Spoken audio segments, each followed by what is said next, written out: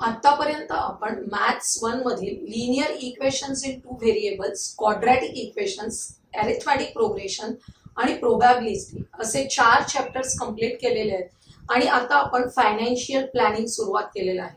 आतापर्यंत झालेल्या यावरील सर्व टॉपिक्सच्या सर्व व्हिडिओच्या लिंक आजच्या या व्हिडिओच्या डिस्क्रिप्शन मध्ये दिलेल्या आहेत. आज आपण फायनान्शियल प्लॅनिंग मधील जीएसटी इन ट्रेडिंग चेन हा पुढचा टॉपिक पाहणार आहोत. ट्रेडिंग चेन म्हणजे साखळी. आपला जो व्यापार चाललेला आहे त्या व्यापाराच्या साखळीमध्ये जीएसटी कसा कॅल्क्युलेट केला जातो ते आपल्याला बघायचं आहे. आताच्या या एक्झाम्पल मध्ये आपण ट्रेडिंग चेन विदिन स्टेट बघणार आहोत. आपल्या राज्यामध्ये समजा महाराष्ट्र राज्य घेतलेलं आहे तर या महाराष्ट्र राज्यामधली ट्रेडिंग चेन आपण अभ्यासणार आहोत.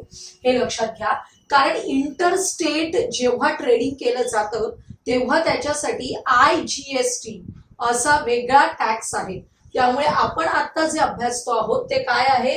ट्रेडिंग चेन विदिन स्टेट, आपल्या एकेका राज्यामधलं ट्रेडिंग. आता बघा, कोणताही व्यवसाय असेल तर त्याच्यामध्ये मॅन्युफॅक्चरर आहे, होलसेल डीलर किंवा डिस्ट्रीब्युटर आहे आणि रिटेलर आणि कन्झ्युमर अशी ही चेन असते ट्रेडिंगची. एक एक्झाम्पल आपल्या पुस्तकामध्ये दिलेलं आहे, तेच एक्झाम्पल आपण इथे बघूया म्हणजे तुम्हाला नंतर पुस्तकात वाचता येईल. काय एक्झाम्पल आहे बघा. वॉच, आपली जी घड्याळ आहे या वॉच मॅन्युफॅक्चरर आहे, घड्याळ बनवणारा एक उत्पादक आहे, वॉच मॅन्युफॅक्चरर आहे आणि तो आपल्या होलसेल डीलर किंवा डिस्ट्रीब्युटरला एक वॉच आहे आपलं ते 200 रुपीजला विकतोय.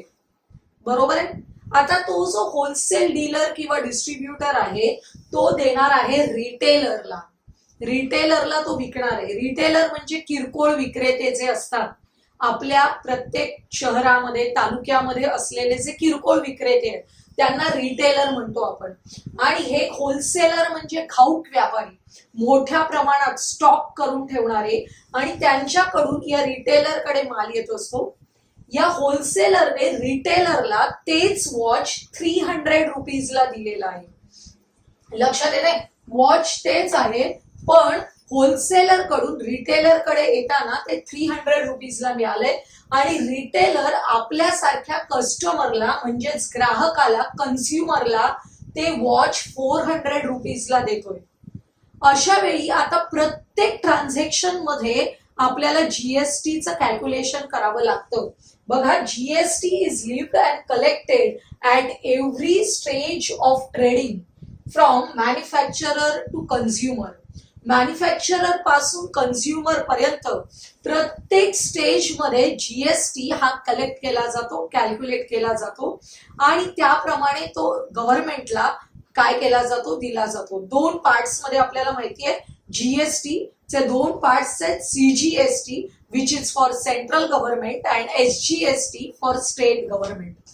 आता आपण एक्झाम्पल मध्ये हे जे वॉच आहे त्याच्यावर असलेलं जे पर्सेंटेज ऑफ जीएसटी आहे ते असं समजूया की 12% आहे. आपल्याला जीएसटी 12% द्यायचं आहे. लक्षात घ्या, 200 रुपीजचं घड्याळ आहे ते जर मॅन्युफॅक्चरर कडून होलसेलरने विकत घेतलं तर होलसेलरला त्याची जी पावती मिळते त्याच्यामध्ये मॅन्युफॅक्चरर काय करतो, 200 रुपये वॉचची प्राइस प्लस 200 रुपयेवरचा जीएसटी कॅल्क्युलेट करून देतो 12% प्रमाणे. 100ला 12 म्हणजे 200ला किती होणार आहेत? साधं कॅल्क्युलेशन आहे, 24 रुपीज जीएसटी. लक्षात येत आहे, जीएसटी किती होणार आहे? 24 रुपीज. आता काय झालं, होलसेलर कडून डिस्ट्रीब्युटरला येताना तो डिस्ट्रीब्युटर ते घड्याळ किती रुपयाला विकतोय? 300 ला. तर तिथे पण तो जीएसटी डिस्ट्रीब्युटर आहे तो रिटेलर कडून जीएसटी घेणार आहे. त्यामुळे इथे ॲरो दाखवलाय बघा असा. जीएसटी कोण देतो? रिटेलर देतो डिस्ट्रीब्युटरला. आणि 300 रुपीजचं वॉच आहे तर त्याच्यावर अकॉर्डिंग टू 12% आपल्याला 12×36 म्हणजे 36 रुपीज जीएसटी पे करावा लागणार आहे. आता रिटेलरने किती 36 रुपीज पे केले. इकडे रिटेलर 400 रुपीजला ते वॉच विकतोय कन्झ्युमरला, कन्झ्युमरला पण 400 रुपीजवर जीएसटी पे करावा लागतो आणि तो जीएसटी 400 रुपीजवर 12% प्रमाणे पे करेल, तेव्हा किती पे करेल? 48 रुपीज पे करेल. म्हणजे प्रत्येक स्टेजला आपण जीएसटी देत असतो.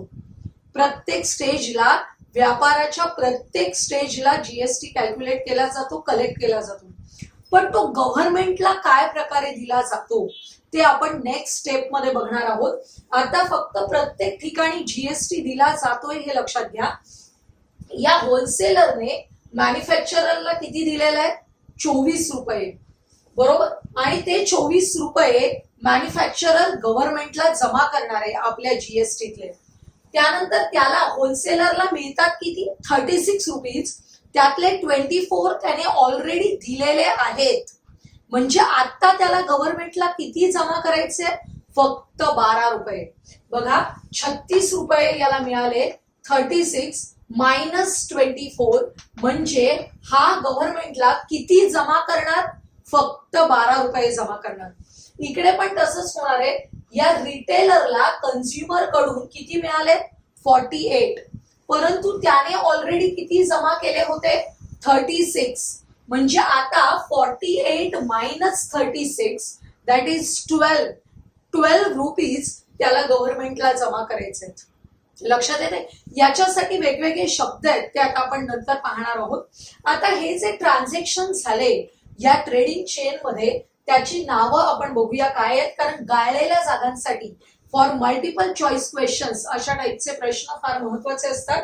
बघा, trading between GSTN holders is known as business to business. दोन जीएसटीएन होल्डर्स आहेत. जीएसटीएन होल्डर्स म्हणजे काय? ज्यांच्याकडे स्वतःच्या फर्मचा जीएसटीएन नंबर आहे. लक्षात येते? आणि आपण लास्ट याच्यामध्ये बघितलं जीएसटीएन नंबर कधी मिळतो?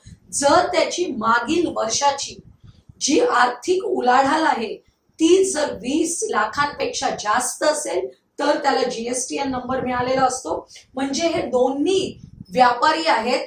म्हणजेच हे जे ट्रेडिंग आहे ते बिझनेस टू बिझनेस असं ओळखलं जातं आणि ते शॉर्टकट मध्ये बी टू बी असं लिहिलं जातं. हा जो 2 आहे याच्यासाठी हा अंकातला 2 काढला जातो. आता बघा, trading between GSTN holder and consumer. GSTN holder and consumer is known as business to consumer. हा जो व्यापार आहे तो कसा चाललेला आहे? Business to consumer, that is in short B2C credit. लक्षात येते? B2C असं ट्रेडिंग चाललेलं आहे. आणि या प्रत्येक प्रकारच्या ट्रेडिंग मध्ये आपल्याला जीएसटी कलेक्ट करायचाच आहे. फक्त तो गव्हर्नमेंटकडे प्रत्येक स्टेजला कसा जमा होतो, कोणत्या टप्प्यांमध्ये जमा होतो, तो आपण पाहूया पुढे. आता आपण बघूया की गव्हर्नमेंटला प्रत्येक ट्रेडर टॅक्स कसा पे करतो. बघा, आपण या एक्झाम्पल मध्ये बघितलं होतं की manufacturer to wholesaler, wholesaler to retailer and retailer to consumer.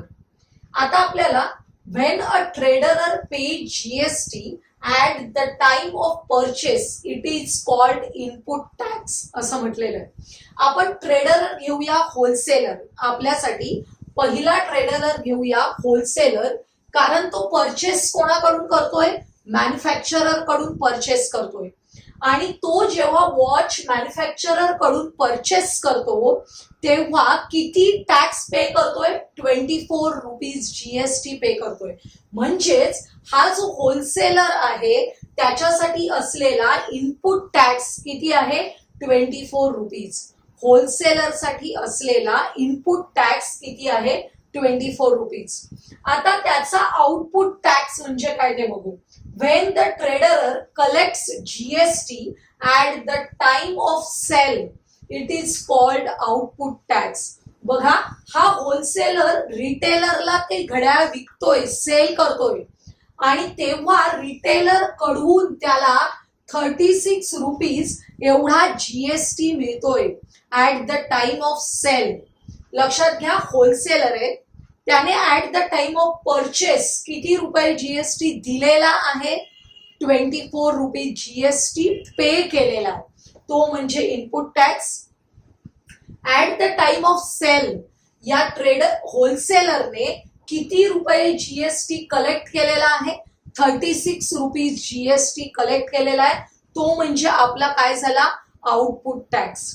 आता हा होलसेलर त्याला ₹36 मिळालेत सेल केल्यानंतर जीएसटी, पण गव्हर्नमेंटला तो किती पे करेल? त्यातले पूर्ण 36 पे करणार आहे का? नाही करणार, कारण त्याने ऑलरेडी ₹24 पे केलेले आहेत.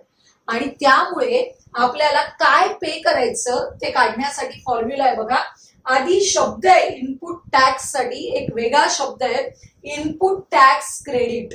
कारण आपण जेव्हा जीएसटी पेएबल टू द ट्रेडरर काढतो, ट्रेडरर गव्हर्नमेंटला किती जीएसटी पे करणार आहे हे काढायचे, तेव्हा आपण आउटपुट टॅक्स मधून हा इनपुट टॅक्स मायनस करतो. आउटपुट टॅक्स मधून इनपुट टॅक्स मायनस करतो. तो जो इनपुट टॅक्स आहे त्यालाच वेगळा शब्द आहे इनपुट टॅक्स क्रेडिट, म्हणजेच ITC. ते क्रेडिट करायचंय, ऑलरेडी आपण दिलेला आहे म्हणून. तर याचाच अर्थ त्याचा आउटपुट टॅक्स होता 36 आणि इनपुट टॅक्स होता 24, म्हणजे 36 minus 24 which is equal to 12. तो ₹12 गव्हर्नमेंटला पे करणार आहे आत्ताच्या या ट्रान्झॅक्शन मध्ये. लक्षात येते? तर अशा प्रकारे या फॉर्म्युल्याने आपल्याला जीएसटी पेएबल बाय द ट्रेडरर काढता येतं. आता जर आपण रिटेलरला आपला ट्रेडरर घेतला, रिटेलर हा आपला ट्रेडरर असेल, तर त्याने at the time of purchase किती जीएसटी दिलेला आहे? ₹36. आणि at the time of sale किती कलेक्ट केलेला आहे? ₹48. मग दोघांमधला डिफरन्स किती आहे बघा, 48 minus 36 which is equal to 12. म्हणजे तो ₹12 गव्हर्नमेंटला ऍज अ जीएसटी पे करणार आहे. लक्षात येत आहे? म्हणजेच आपल्याला कळतं while paying taxes to the government, GST गव्हर्नमेंटला पे करताना काय करायचंय? Each trader in the trading chain subtract the tax paid at the time of purchase, tax paid at the time of purchase from the tax collected at the time of sale. सेलच्या वेळी collect केलेला tax आहे त्याच्यामधून at the time of purchase स्वतः दिलेला जो tax आहे तो काय केला जातो? सबट्रॅक्ट केला जातो and page the remaining tax, आणि उरलेला टॅक्स तो गव्हर्नमेंटला पे करतो. आपण बघितलं होलसेलर गव्हर्नमेंटला किती रुपीज पे करणार आहे? 12.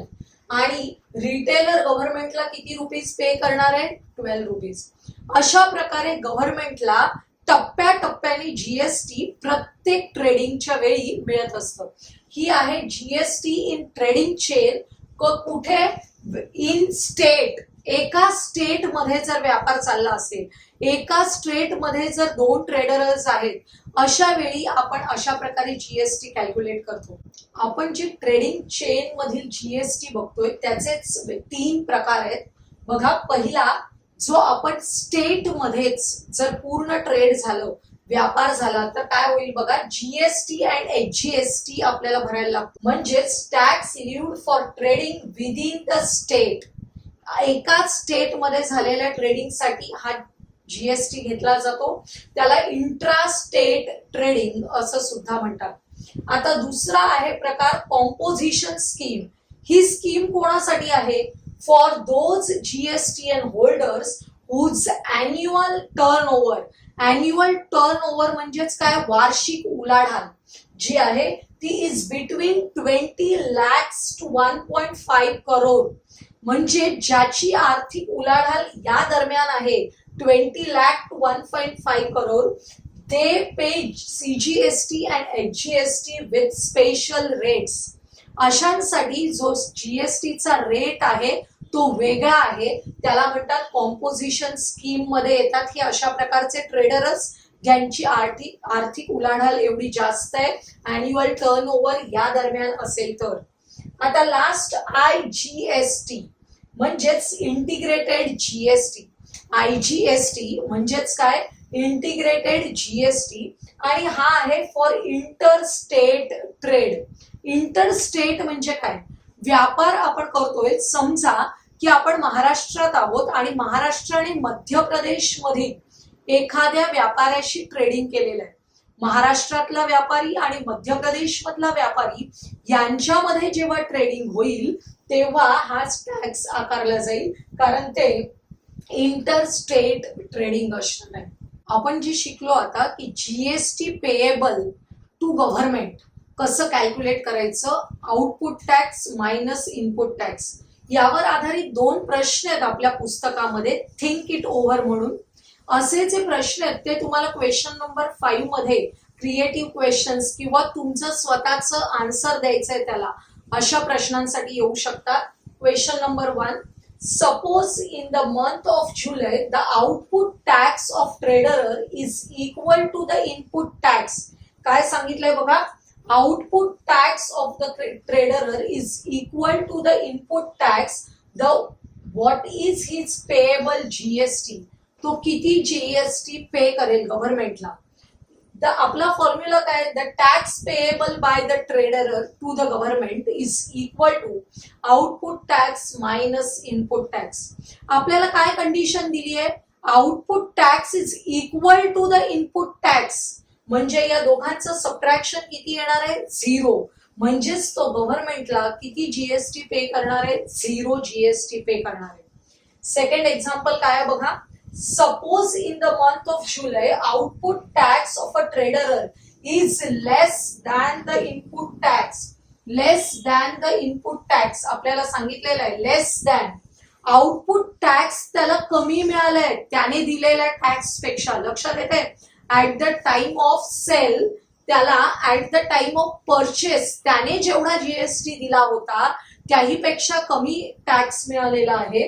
देन हाऊ टू कॉम्प्युट ही जीएसटी, मग तो गव्हर्नमेंटला काय पे करेल, कारण त्याने खरं तर at the time of purchase जास्त जीएसटी पे केलेला आहे. लक्षात येते, तर काय होईल, when the output tax is less than the input tax the trader will keep, त्याला जो मिळालेला टॅक्स आहे तो स्वतःकडेच ठेवेल. लक्षात येते, the trader will keep the output tax with him and the difference, जो डिफरन्स राहणार आहे त्याला कमी मिळालेला आहे, तो डिफरन्स जो आहे which is less will be carried forward to the next month. जो डिफरन्स आहे तो पुढील महिन्यासाठी कॅरी फॉरवर्ड करेल, कारण ह्यांचा दर महिन्याला ट्रेडिंग चालूच आहे. त्यामुळे आपण काय लक्षात घेतो, एका वस्तूचा विचार करतो. हे जे ट्रेडिंग आहे ते त्यांचं दर महिन्याला आणि वेगवेगळ्या कन्झ्युमर्स बरोबर चालू असतं, वेगवेगळ्या व्यापाऱ्यांबरोबर चालू असतं, म्हणजे ही कंटिन्युअस प्रोसेस आहे. एखाद्या प्रोसेसमध्ये आउटपुट टॅक्स हा इनपुट टॅक्स पेक्षा कमी असू शकतो, परंतु नेक्स्ट एखाद्या सेलमध्ये तो आपोआपच काय होतो तर भरून निघतो, त्याला जो लॉस झालेला असतो तो भरून निघतो आणि त्याप्रमाणे टॅक्स पे करता येतो गव्हर्नमेंटला.